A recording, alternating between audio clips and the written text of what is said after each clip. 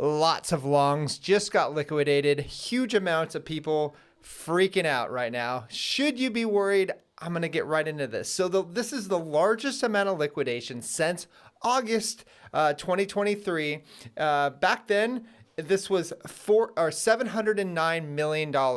That was the largest liquidation since this time, which is $418 million. And also $103 million of longs were liquidated over the first hour.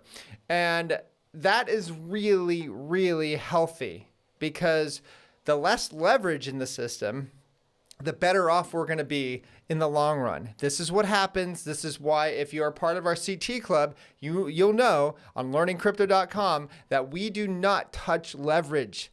Leverage is for the elite traders out there. If you want to make consistent gains with leverage, you have to be the top 2% in the world to go ahead and make money off this space.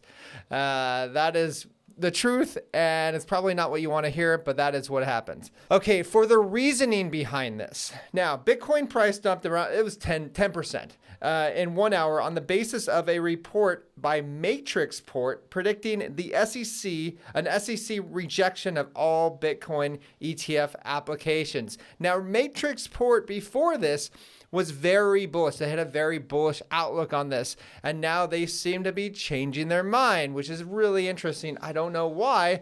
Maybe they're just getting paid off by the big banks so that people can get cheaper Bitcoin. That would be my guess. But here are the reasonings, the justifications for this. Now, these aren't my justifications. I am apolitical. I don't care about Republicans or Democrats. I couldn't care less. But this is what they say.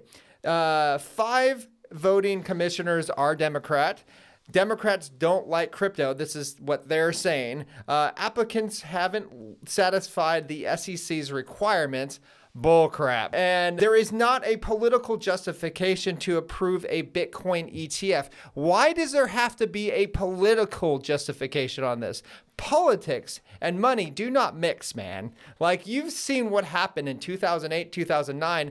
By the way, happy 15th anniversary to Bitcoin, because of politics getting involved with money and finance. That was the problem in the first place. So it drives me crazy when I hear this. There's no political justification to approve a Bitcoin ETF. Whatever. You know what? Here's the thing. We've never had a spot Bitcoin ETF.